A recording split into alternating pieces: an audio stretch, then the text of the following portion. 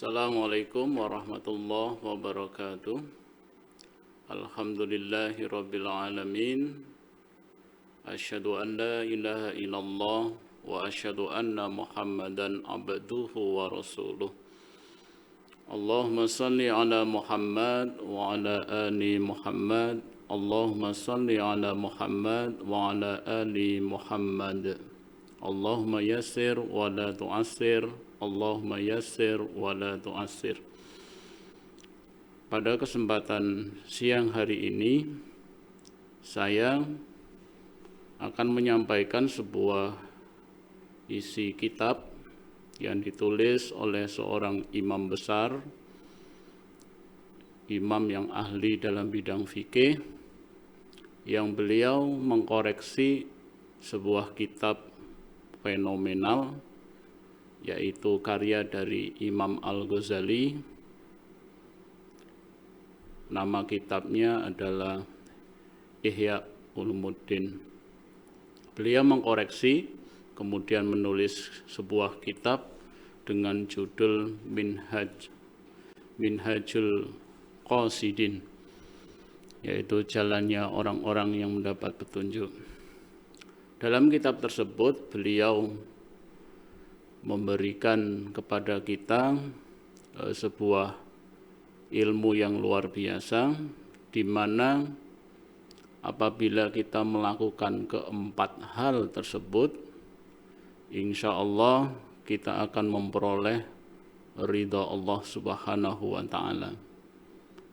Yang dalam kesempatan kali ini saya memberikan tema dengan judul keistimewaan 4 pusaka dalam menggapai ridha Allah. Apa saja itu 4 tersebut?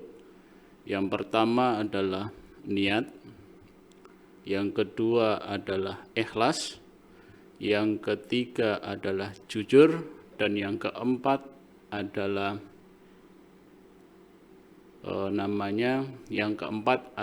ilmu. Jadi 3 dasar ini, niat, ikhlas, jujur, dibalut dengan ilmu. Seperti yang Nabi sabdakan, Rasulullah SAW bersabda, innamal a'malu binniyat wa innamal likulli imri'in ma nawa. Kemudian Allah Subhanahu wa Ta'ala berfirman dalam surah Al-Bayyinah, wa ma umiru illa liya'budullaha mukhlishina lahuddin. Kemudian sabda Nabi dari Abu Hurairah, innallaha la yanzuru ila ajsamikum wala ila suwarikum walakin yanzuru ila qulubikum wa a'malikum. 2 dasar ini, yang pertama adalah niat. Niat itu amatlah penting. Kenapa kok penting? Karena kita di ACC atau tidak amalan kita itu tergantung niat kita. Kalau niat kita baik karena Allah semata, insya Allah apa yang kita harapkan itu dapat tercapai. Menurut Ibnu Qudaimah dalam kitab beliau, niat atau perbuatan manusia itu dibagi menjadi 3. Yang pertama, perbuatan yang mengandung unsur maksiat. Maksiat itu adalah dosa. Yang namanya dosa itu menimbulkan ketidaknyamanan, menimbulkan ketidaktenangan, tidur pun susah, pikiran pun kacau. Itu adalah kemaksiatan. Apakah orang dalam berbuat baik, beribadah kepada Allah, dapat mendapatkan kategori dosa? Bisa. Dalam niat tersebut. Saya ambil contoh sebuah kasus di mana tokoh kita, waliullah kita sebelum beliau menjadi seorang sunan, yaitu Sunan Kalijaga. Sebelum dia menimba ilmu agama yang luar biasa dari seorang wali, beliau dulu merampok yang niatnya untuk membantu kaum orang miskin, orang-orang yang dia kategori tidak mampu, perlu santunan. Maka Kanjeng Sunan Kalijaga sebelum itu masih dalam jahiliyah, beliau begal, beliau merampok harta dari orang-orang kaya yang dia itu pelit untuk mengeluarkan hartanya. Maka Sunan Kalijaga merampok. Niatnya bantu orang miskin, caranya merampok. Niat yang baik harus dengan cara yang baik. Nah, perbuatan yang dilakukan masa lalunya Sunan Kalijaga ini tidak bisa dinilai sebagai pahala. Karena apa? Tercampur dengan barang haram. Seperti halnya seorang Imam Asy-Syafi'i ketika diminta fatwa, apa hukumnya sebuah daging yang kemasukan daging celeng atau daging babi, hanya sepotong daging yang masuk dalam baskom yang isinya itu daging halal. Karena si pemilik daging tidak bisa membedakan mana daging celeng atau babi ini dan mana daging ini, nggak bisa dibedakan. Maka Imam Asy-Syafi'i memberikan fatwa, daging tersebut semuanya menjadi haram karena kemasukan barang haram walaupun itu sedikit. Nah, dalam perkara kita berbuat harus mencikapi dengan niat yang baik. Yang kedua adalah ketaatan. Jadi amal perbuatan manusia itu dibagi 3, satu itu kemaksiatan atau dosa, yang kedua adalah ketaatan. Nah, taat kepada Allah ini wajib. Mengapa? Karena Allah memerintahkan kita, atiullah wa atiur rasul. Kita harus taat. Contoh, ada orang yang pergi ke masjid, dia duduk di masjid. Duduknya bisa menjadi istimewa apabila dia niatnya itu baik. Dia duduk di dalam masjid karena menunggu masuknya sholat. Dia masuk ke dalam masjid, duduk di masjid, niatnya zikir. Niatnya menghindari kerumunan yang melalaikan kepada Allah. Dia duduk di masjid sambil menunggu azan, dia membaca Quran. Niat yang seperti ini, yang dia hanya duduk di masjid karena niatnya baik, bernilai pahala. Itu adalah ketaatan. Nah, ketaatan karena dorongan untuk mendekatkan diri kepada Allah itu istimewa. Banyak orang yang mengatakan orang tidur itu jelek. Belum tentu orang tidur itu jelek. Tergantung siapa yang melakukan tidur, apa dia niatnya tidur. Kalau niatnya tidur hanya sebatas dia istirahat tanpa ada niat yang melatar belakangi dia untuk tidur, maka dia hanya dapat istirahat. Tapi kalau orang tidur niatnya, kalau saya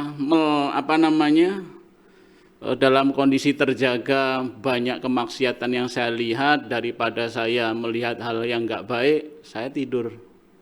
Tidurnya dia menghambat dosa yang lebih besar. Tidurnya orang seperti ini istimewa, karena dengan tidur dia dapat menjaga matanya untuk melihat hal-hal yang tidak baik. Dia tidur karena tahu tubuhnya ini memerlukan istirahat, menjaga jiwa, menjaga anggota badan agar sehat, itu kewajiban kita.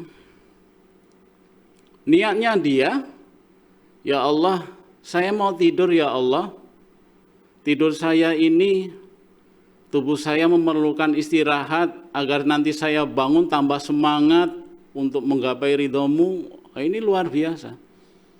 Jadi orang tidur itu malah istimewa daripada orang yang terjaga matanya. Karena niat tadi. Maka kita dalam berbuat itu harus pakai niat. Niat semata-mata mendekatkan diri kepada Allah. Yang kedua, perkara mubah.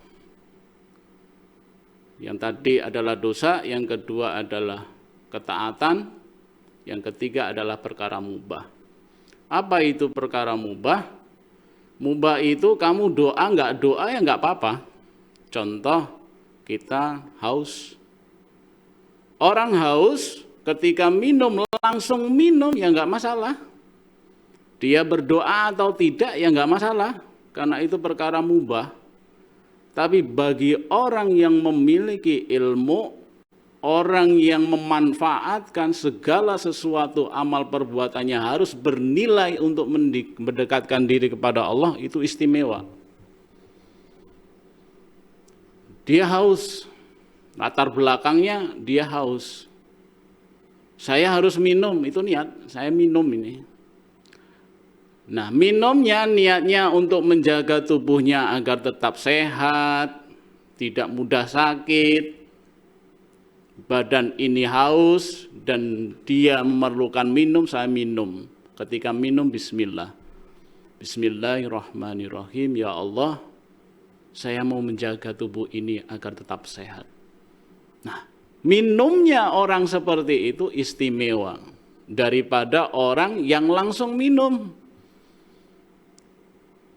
Kan nggak apa-apa. Doa nggak doa, iya, doa nggak doa nggak apa-apa. Tetapi dia tidak bisa memanfaatkan perbuatannya itu mengandung pahala. Orang mandi itu perkara mubah. 1 minggu nggak mandi ya nggak masalah. Kita masuk mau mandi itu doa nggak doa ya nggak masalah, karena itu perkara mubah. Tapi perkara mubah ini menjadi istimewa apabila ada niat di dalam hatinya, saya menjaga tubuh ini agar tetap sehat, agar bau badan saya ini enggak mengganggu orang lain, saya mandi. Bismillah. Ini orang istimewa. Keistimewaan dia semakin dekat kepada Allah. Orang pakai minyak wangi itu perkara mubah. Karena Nabi pakai minyak wangi menjadi sunnah. Aslinya itu perkara mubah. Tetapi Nabi mencontohkan menggunakan minyak wangi, maka itu menjadi perkara sunnah. Nah, orang yang memakai minyak wangi ini tergantung niatnya. Kalau niatnya itu semata-mata karena Allah, ya Allah saya pakai minyak wangi ini mengikuti Rasulullah yang suka dengan minyak wangi, saya menjaga tubuh ini agar bau harum sehingga orang lain tidak merasa terganggu dengan bau saya harus bau wangi. Nah, orang yang melakukan seperti ini adalah orang yang istimewa. Nah, semua hal tersebut dari perkara ketaatan dan perkara mubah kita harus manfaatkan untuk mendekatkan diri kepada Allah. Semua itu harus dilaksanakan dengan ikhlas. keikhlasan ini amatlah mutlak. Seperti halnya kertas yang belum terisi tinta sama sekali. Ikhlas itu bersih, ikhlas itu suci. Kenapa? Karena Allah itu maha suci. Maha suci tidak mau menerima secercik kotoran. Kalau ada kotoran, maka tertolak. Maka sia-sialah kita dalam beribadah kalau ada niat selain karena Allah, sia-sia. Maka kita harus membersihkan jiwa kita dari hal-hal yang mengotori kesucian itu. Namanya ikhlas bahasa agama. Bahasa kita itu putih bersih. Kalau bahasa matematikanya 0. 0 ketemu 0 ya 0. Tidak ada tendensi apapun selain hanya untuk Allah. Apapun yang dilakukan hanya untuk Allah. Bekerja kayak apapun hanya untuk Allah. Bismillah. Walaupun kita berangkat kerja gitu tanpa membaca, tanpa kita bersandar kepada Allah, ya nggak masalah. Tapi alangkah menyesalnya kita tidak memanfaatkan itu menjadi peluang untuk mendekatkan diri kepada Allah. Laki-laki wajib kerja. Laki-laki yang bekerja itu istimewa. Karena dia memposisikan dirinya benar-benar laki-laki. Perempuan bekerja itu boleh, bukan wajib, bukan kewajiban. Karena kewajiban yang menanggung perempuan itu laki-laki. Laki-laki itu pemimpin bagi perempuan. Maka yang mencari nafkah untuk kehidupan, untuk menjaga kemaslahatan rumah tangga itu adalah laki-laki. Jadi laki-laki yang bekerja itu istimewa. Nah, ketika bekerja, dia harus meniatkan tadi, ya Allah, Engkau sandarkan diri saya menjadi pemimpin di keluarga saya. Saya bangun pagi, mandi bersih, pakaian bersih, mau berangkat, niatkan karena Allah. Ya Allah, saya mau menjemput rezeki saya, ya Allah. Ini perintah-Mu, ya Allah. Bismillah, ya Allah. Hasilnya kayak apa? Saya serahkan kepadamu, ya Allah. Tapi saya totalitas untuk bekerja. Sudah berangkat. Ini orang ini istimewa sekali. Dia berbeda dari orang kebanyakan. Nah, salah satunya adalah tadi harus ikhlas. Ikhlas itu suci, ikhlas itu murni, kosong dia, tanpa tendensi apapun terhadap dunia, semata-mata dia kerjakan untuk ketaatan kepada Allah. Seperti Nabi dalam sebuah riwayat yang diriwayatkan oleh Abu Hurairah, innallaha la yanzuru ila ajsamikum. Allah itu enggak ngelihat jasad kalian. Dan Allah juga wala ila suwarikum, dan tidak pula melihat rupa kalian, bentuk kalian, ganteng atau jelek, jerawatan atau tidak, pesek atau mancung enggak, warna kulit enggak. Walakin yang duru, akan tetapi Allah itu melihat illa qulubikum, hati kalian, wa a'malikum, dan perbuatan kalian. Nah, hati perbuatan itu adalah niat, kemudian keikhlasan untuk berbuat, itu yang dinilai Allah Subhanahu wa ta'ala. Dan semuanya itu haruslah jujur pada diri sendiri, bahwa apa yang dilakukan untuk mendekatkan diri kepada Allah benar-benar untuk Allah. Kebanyakan kita itu mengurusi yang namanya nilai manusia. Saya sudah bekerja ini itu kok masih dipandang salah. Apa yang salah? Karena dia fokusnya untuk manusia, pengen nilai. Nah, pengen nilai ini akan merusak. Karena apa? Fokusnya nilai manusianya. Ketika dipandang kerjaanmu bagus, kamu hebat, talenta luar biasa, bangga, jumawa, oh saya kok. Walaupun nggak mengatakan saya, tapi dalam hati bangganya luar biasa. Itu adalah perilaku ingin penilaian orang. Padahal penilaian manusia itu ada yang suka, ada yang tidak suka. Tidak bisa kita menjadikan semua manusia itu suka kepada kita. Apa yang kita lakukan pasti ada yang membenci, ada yang suka. Seperti halnya sebuah kisah Luqman Al-Hakim mengajari anaknya.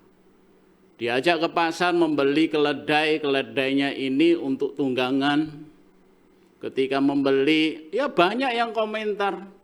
Anaknya nuntun bapaknya naik, dikomentari. Bapaknya nggak tahu diri, menyiksa anaknya, anaknya suruh nuntun, gantian kayak itu dikomentari. Padahal nggak ada satupun niat dari bapaknya, dari anaknya itu merendahkan sesamanya, enggak. Yang bapak ya tawaduknya luar biasa, yang anaknya luar biasa solehnya, nggak ada. Tapi penilaian manusia pasti ada yang mencacat itu. Sampai keledainya itu dituntun, dikomentari. Beli keledai bukannya ditunggangi malah dituntun. Orang bapak sama anak kok podo gobloknya. Beli kendaraan kok malah dituntun. Itu kalau hadisnya dilanjut gitu, riwayat itu. Mungkin Luqman sama anaknya melepaskan keledai itu. Itu ya bakal dikomentari lagi. Jadi kita nggak bisa membuat senang manusia, itu nggak bisa. Yang bisa kita lakukan adalah pemilik manusia harus senang. Siapa? Allah. Lakukan semua itu karena Allah. Syaratnya adalah jujur. Nomor 3 ini harus jujur. Jujur pada diri sendiri. Yang saya lakukan ini semata-mata untuk menilai, butuh penilaian manusia atau karena Allah. Kalau masih grundel di dalam hati apa yang kita lakukan, sampai uang dikeluarkan untuk suksesnya pekerjaannya, totalitasnya, dicacat kemudian dia sakit hati, bukan untuk Allah itu. Itu pasti dia membutuhkan yang namanya nilai manusia. Nah itu semuanya itu harus kita gabungkan, yaitu dengan ilmu. Butuh ilmu, semuanya itu pakai ilmu. Demikian yang bisa saya sampaikan, mudah-mudahan bermanfaat. Assalamualaikum warahmatullahi wabarakatuh.